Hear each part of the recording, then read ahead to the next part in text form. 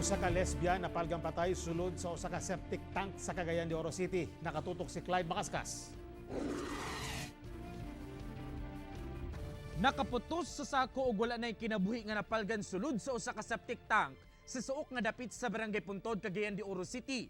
Kining usa ka babae kaniadtong Sabado. Ana sa state of decomposition ang lawas sa biktima nga nailang si Rachel Manahan, 32 anyos. Nakitansab kining may bunog sa lawas nga posibleng gilugos kuno una gipatay. Nasayarang usa ka lesbian ang biktima.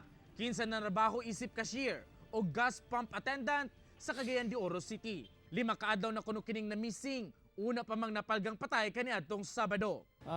Naka-tipmic info nga ang suspect nara sa palibot. Sumatong after a while nabulabog na, so bidagan tong suspetsado.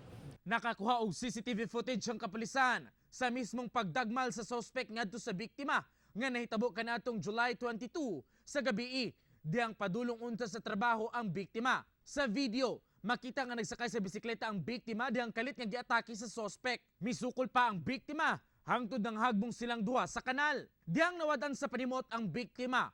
Mismo ang bisikleta niini ang gigamit sa suspect nga gikargahan sa iya. Na-recover ang mga gamit sa biktima doon lamang sa septic tank kung asa nakita ang biktima. Sa maong dapit, naniidrasab kuno ang suspect nga kalit midagan diyang nakakita sa kapulisan. Dali siyang nadakpan human gikukod sa mga residente. Nagkasamad-samad pa kini diyang gitabangan kuno og kulata na ilan ang suspect nga si Daniel Bagolbado, 41 anyos ug usa kuno ka basurero. Hangtod sa pagsakay niini sa patrol car, wala lung isa mga residente nga makasumbag sa suspect taliwala sa presensya sa kapulisan. Bisag kung saan natong pugong, grabe among pugong-pugong yun nga dili ang pugong tungod sa crowd, kaulit sa mga tao. Kada iya nga kulata sumbag, ako kakaigo nanggali ko sa kulata kay ako man mismo nagunit.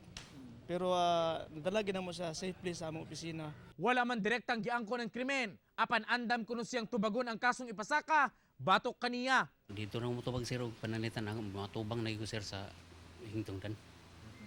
Kay kon lang sagud dagan na magkuna kuan mga sama ninyo at least na side pod mo sa akong sitwasyon.